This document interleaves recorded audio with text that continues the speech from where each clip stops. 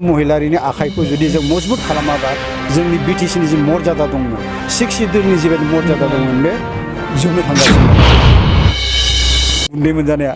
ओंखाम मोनजानाया अमायासो गुन्दैखौ जानांनाया दिनै रन्जन दैमारिनि दैदेननायाव जिबायदि 33 years of the struggle दंमोन बिसोरो गासैखौबो आलासि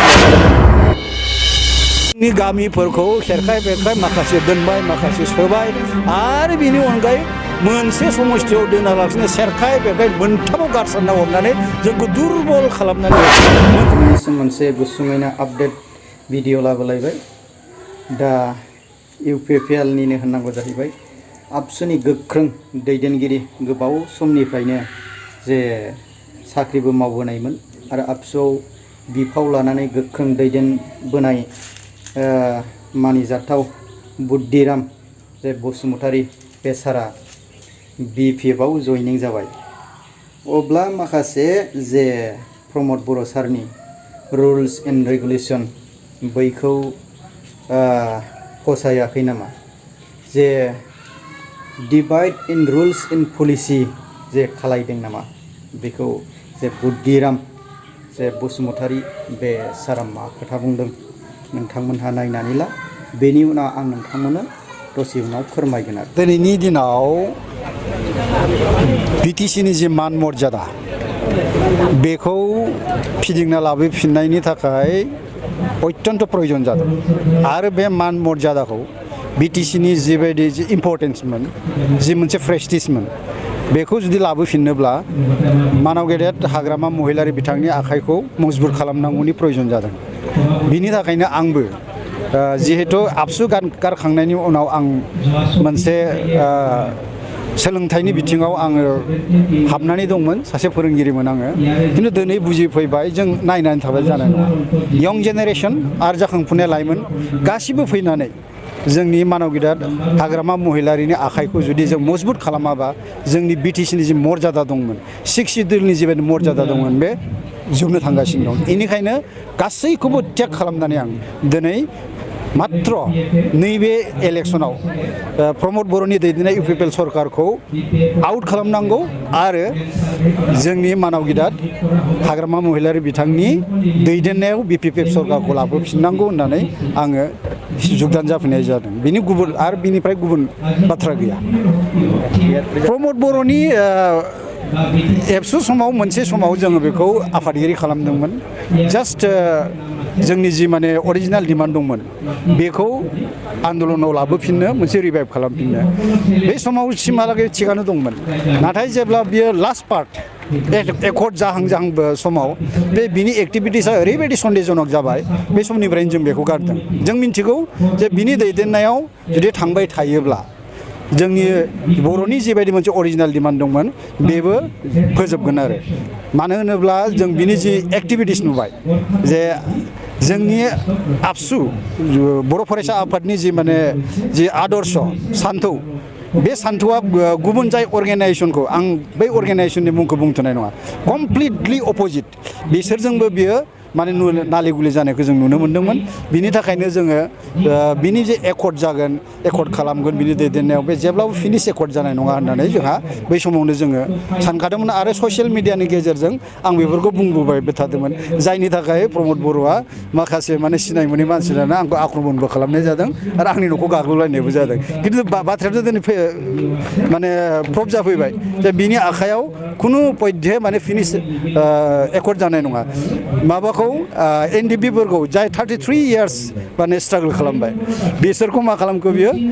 बर'नि मोनसे बाथ्रा दङ ना अमा हालेवनायाव सैमा गाग्लिनानै गुन्दै मोनजानाया ओंखाम मोनजानाया अमायासो गुन्दैखौ जानांनाया दिनै रन्जन दैमारिनि दैदेननायाव जिबायदि 33 years of the struggle दंमोन बिसोरो गासैखौबो आलाय सिलाय खालामबाय सोरबा जेलाव दं सोरबा बेलाव दं सोरबा अनेक कन्डिसनाव नाथाय बेनो दिनै खौथि खौथि मालिक माने सम्पतिनि मालिक जाफैबाय मोनसे ऐश आराम जिन्दगी मोनसे माने राजभोग खालामफैबाय दा बैफोरखौ जों सिगाङाव एसे बुंखादोंमोन नाथाय दिनै फोरमानबो जाबाय आरो बिनि मावनायनि गेजेराव दा नोंथाङा जे मोनसे प्रश्न खालामदों बे मावनायखौ माबाफोर नुदों नामा मावनायखौथ' नुदों जोङो मा होननानै बुङो मानसिखौ थगायनायाबो हारिखौ थगायनायाबो बिनि मोनसे खामानि मावनाय एक नम्बरनिफ्राय लानानै न'खर साख्रि होनायनि बाथ्रा बिनि उनाव माने बिराद गिदिर गिदिर इन्स्टिटिउसन्स एजुकेसन इन्स्टिटिउसन्सफोर लुनायनि बाथ्रा मोनसेबो जायाखिसै जोंनि माबासिम जोंनि गहपुर आंनि न'आ गहपुरनि हलंगि दैमा सेरनि माजबादनिफ्राय हलंगि दैमासिम बानासुर माने लामा खोगोनलायनो बियो बिनिबो मोनसेबो आदरशिला जायाखिसै दिनै माने 5 इयार्स बोसोरबा जाबाय मोनसेबो बिनि कमिटमेन्टआ माने रियेलिटियाव ट्रेन्सफर्म जायाखिसै कमप्लिटलि फेलियर बेखौथ' माबा मोनसे मावदों होननायनि माबा मोनसे थायोब्लाबो थिग जागौमोन आरो दिनै मा बेसेबां जागोन गासै अनलि 61 माने गामिफोर 61 गामिखौल' माने सोनानै नटिफाइ खालामनानै दोनबाय बेनिफ्राय मा खालामबावखो नैबे फैगोन जि इलेक्सन बेयाव बै 61 गामिनि माने रायजो राजाफोरखौ मोनथाम समस्थियाव सेरखाय फेरखाय रानलाना हरबावबाय मोनसे जुदि समस्थियावनो जुदि हरोमोनब्ला जों जयैनो मोनसे गिदिर मोनसे फर्स जायोमोन सनितपुर आरो बिश्वनाथनि बर'फ्रा जि माने भट होनायनि जि मोनसे जि गोहो थायोमोन सक्तिमोन मोनसेयाव जानायमोनबा जों गोबां माने खामानि मावनो हागौमोन दिनै जोंनि गामिफोरखौ खेरखाय बेरखाय माखासे दोनबाय माखासे सोबाय आरो बिनि अनगायै मोनसे समस्थियाव दोनालासिनो सेरखाय बेरखाय मोनथामाव गारसारना हरनानै जोंखौ दुरबल खालामनानै होबाय मोनसे समस्थियाव अबेबा 9000 अबेबा 8000 बेबायदि माने भटार जाना फैगोन जों मा फेक्टर जागोन होनबा जेरैबो माने फेलियर आरो बेनिखायनो आं दिनै बैफोर जों सुद्रायनांगौ सम जाबाय हाग्रामा महिलारि बिथांखौ जिहेतु बिथाङानो सृष्टि खालामदों 6 शिडिउलखौ बर'फोरनि थाखाय प्लेन्सआवबो जिहेतु हिल्स एरियानिसोमोन बेखौ लानानै मोनसे मर्यादा फैदोंमोन बे मर्यादा बिनि जिबायदि जि क्वालिटि दंमोन राज खालामनायनि खुंनायनि बेखौ पुनः जुदि लाबोफिननोब्ला हाग्रामा महिलारि बिथांनि अनगायै गुबुन रावबो गैया दिनैनि थारिखआव आं बिनि थाखायनो बिथांनि आखाइखौ मजबुत खालामनो थाखाय बिपिएफआव दिनै जइन जाफैदों जे गोबाव समनिफ्राय बर' फरायसा आबसुआव मिटिं खालायबोनाय एबा स्ट्रागल खालामबोनाय बै समाव प्रमद बर' सारमोनजों समान समान मावबोनाय नाथाय दिनैसिमाव प्रमद बर' सारखौ मा फोरमायखो प्रमद बर' सारा बै समाव बर' फरायसा आबसुआव जे आन्दालन खालायनाय समाव बियो गोबां बर' फरायसायाव थादोंबाबो गावनि पलिटिकेल डिमान्डनि थाखाय गावनि पलिटिकेल लाबालाबनि थाखाय बियो मोनसे गावनि सेल्फ इन्डिभिजुवेल सानबाय थाखायोमोन अब्ला 34 इयार्स स्ट्रागल खालामबोनाय रन्जन दैमारि जे सारमोन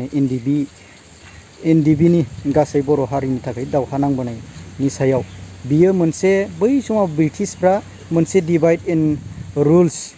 खालामहोदोंमोन डिभाइड एन्ड रुल्स खालामनो बे डिभाइड एन्ड रुल्सखौ बर'आनो बर'खौ मावदों दा जोंनि गासै बर' फरायसा थानाय समाव बियो माबायदि मावदोंमोन बियो दिनैसिमाव बे गासै मावनायफोरखौ बावजोबनानै गावनि पलिटिकेल केरियारखौल' प्रमद बर' सारा नायगासिनो नामा दा बुद्धिराम जे बसुमतारिया बे सारा बुंनाय बायदिब्लाथ' गोबां जे गावनि माखासे सेल्फ इन्डिभिजुवेल क्ररपति थाखा खामायनानै माखासे जोंनि बर' लाइमोनफोरनि थाखाय सानाखै नामा दा जोंनि बिटिसिआव बेसेबांखिनि जौगाहोनांगौ दा बोसोरावनो बोसोर बेसेबां जोंनि बर' फरायसाफ्रा BA MA पास जायो बैफोरनि माखासे जे मा लानांगौ पस्ट ग्रेड खालामनांगौ माखासे बेखार जेंनाखौ बोरै फोजोबनांगौ बेखौ नायाखै नामा दा फैगोन जे बिटिसि बिसायख'थियाव जेन सोर सरकारखौ लाबोयोबा जोंनि थाखाय मोजां जागोन अब्ला रायजोफोर